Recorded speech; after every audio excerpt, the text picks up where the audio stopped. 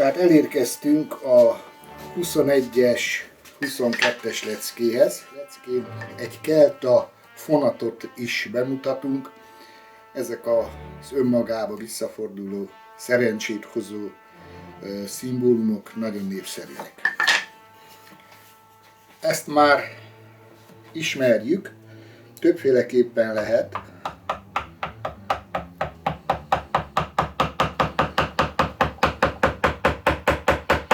Ez most egy 90 fokos égvéső,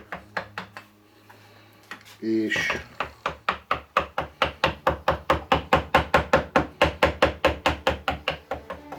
nagyon óvatosan, szépen ki lehet vele szedni.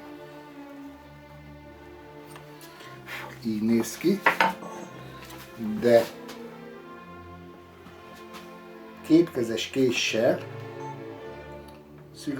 szigorúan 45 fokba tartva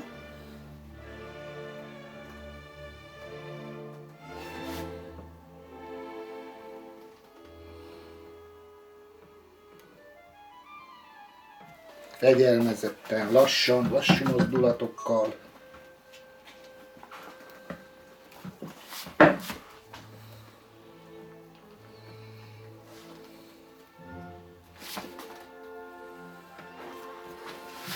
késsel egy kicsit karakteresebb, élesebb. Következő minta az nagyon egyszerű. Itt a pontossága fontos. Egyenletesen, mélyen üssen be.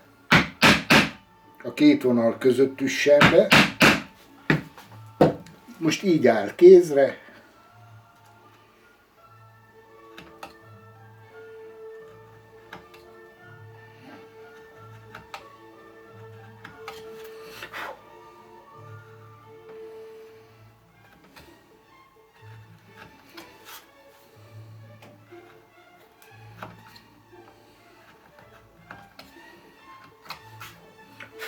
És vissza ugyanígy. Következő minta ez egyszerű. Először bevágjuk itt 45 fokba. Ezt lehet egykezes késsel is. Én szeretem ilyenkor a kétkezes kést, mert sokkal precízebben és kevesebb erő kifejtéssel tudom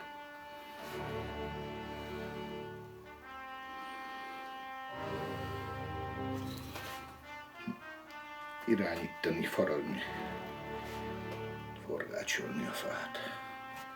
Ezt így ismételjük, addig, amíg az összes kijön. Tehát erre nem is töltenék több időt.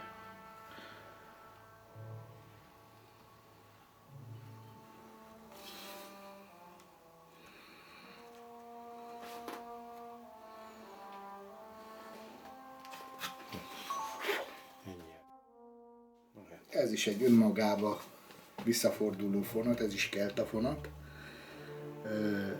Én egyszer ezt körbeütöm általában, ezt a vonalat. Nagyon apró ütésekkel, nagyon finoman.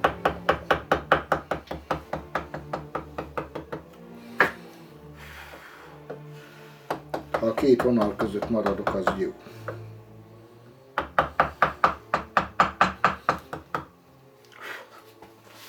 Még egyet körbeütök.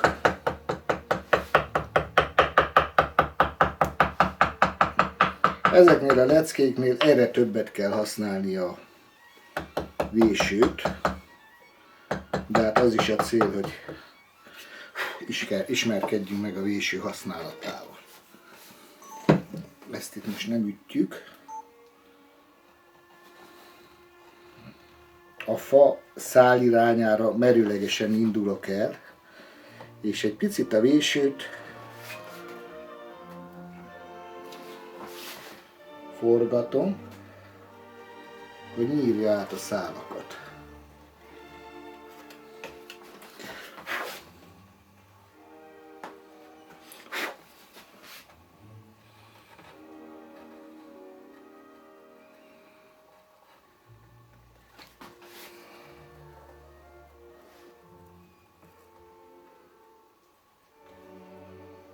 megérkezés előtt késsel itt benyírom.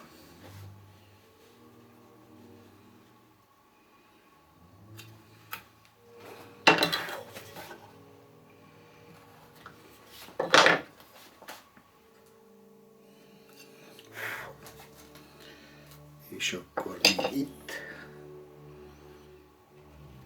ezeket a háromszögeket kiszedjük. És vele szembe is.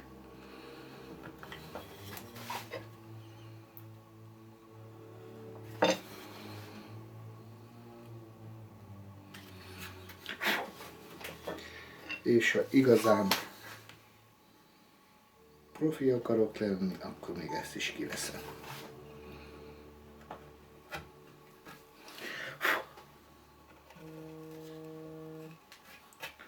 Ennyi. Hát itt a szilvamak különböző variációi fordulnak elő. Lentről és jobbról indulunk. Picit most átvettem bal kézbe, hogy ne kelljen ki vennem a rögzítésből. És akkor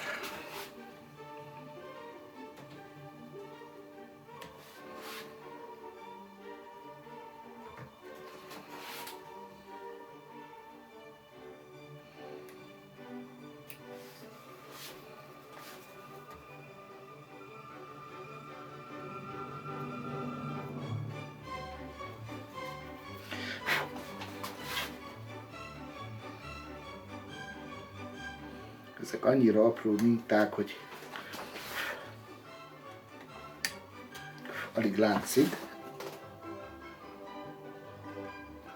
Ezt lehet egy picit nagyobba is rajzolni a saját tervezéskor.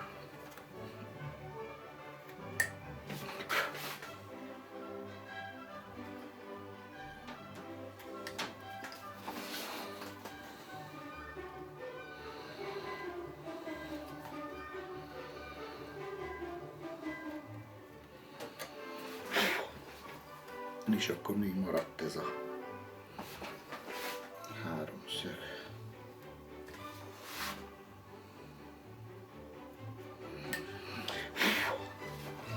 Ez itt egyszerű.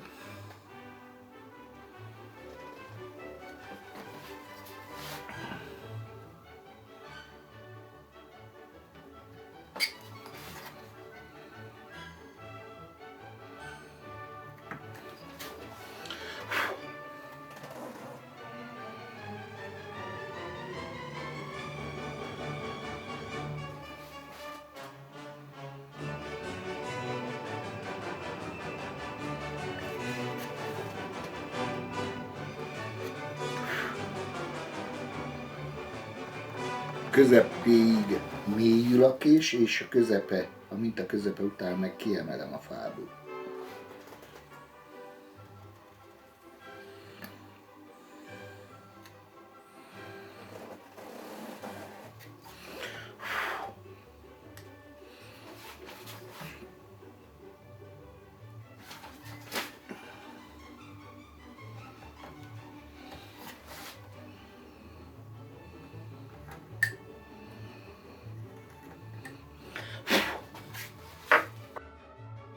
Ez is egy összetett szilvamag.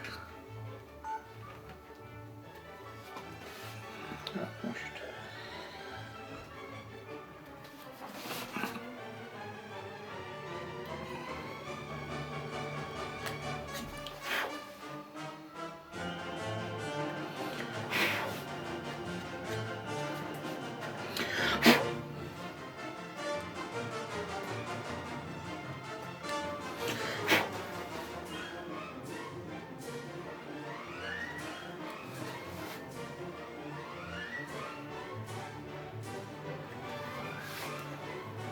Tehát ha saját tárgyra tervezzünk ilyen mintát, lehet nagyobb egy picit.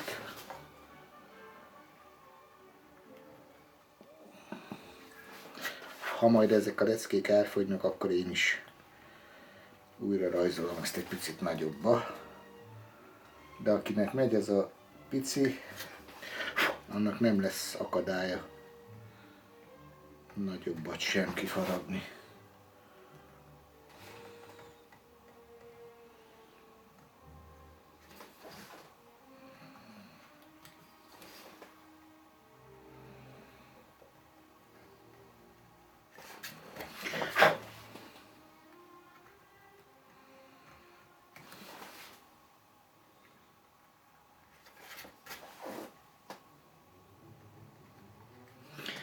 És ugyanez végig ennek a tükörképe a másik irányba is.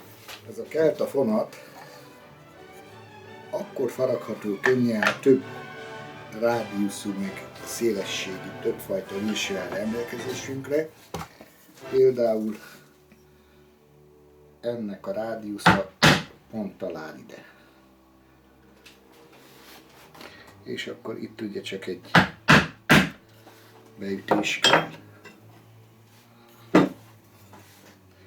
Akkor egy ilyen széles egyenes,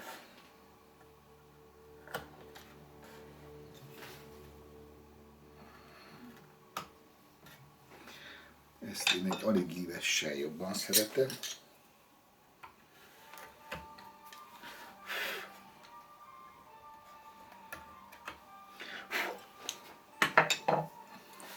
Akkor itt épp egy pici téglalap kerül kiszedésre. Ezt itt derékszögbe nyomom be.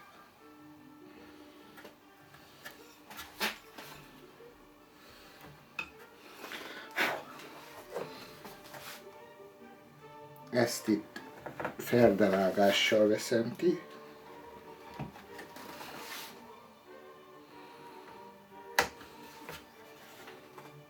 Ezt is.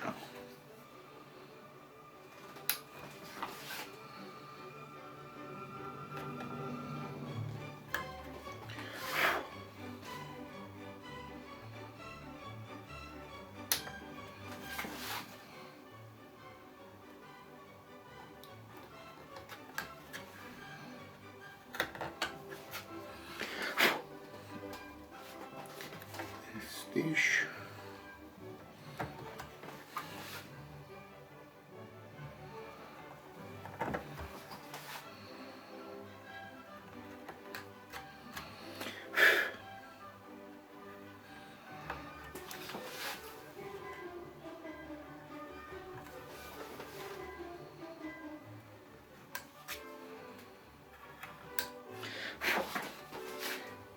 Ezeknél a vonalaknál egyenes fésűvel vagy ezzel a késsel beszúrok, és ehhez a feladathoz egy ilyen széles lapos fésű a legmegfelelőbb.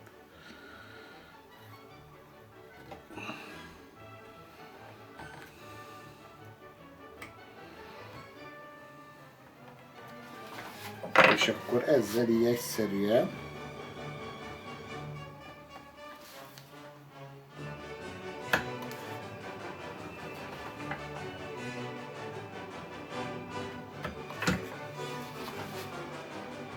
aláfaragunk.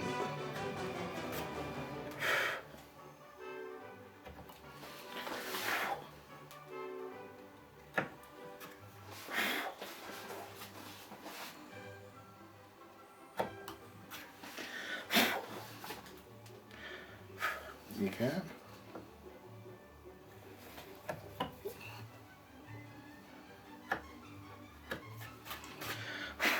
Ezt nem árt jó mélyen, és akkor ezeket a vonalakat egy picit legömbölyítjük, vagy így késsel, vagy ami nagyon készre álló, ezzel a fordított kanalas vésővel. Mert akkor ezzel még gömbölyű is lesz az a felület.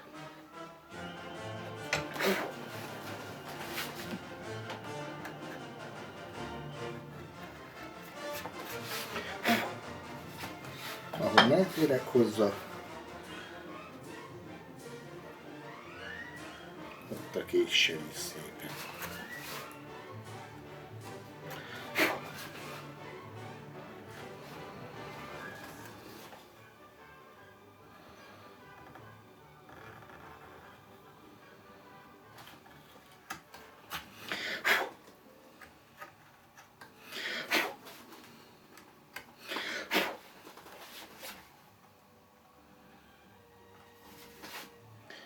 Szembe ne menjünk a száliránnyal, mert az csúnya lesz.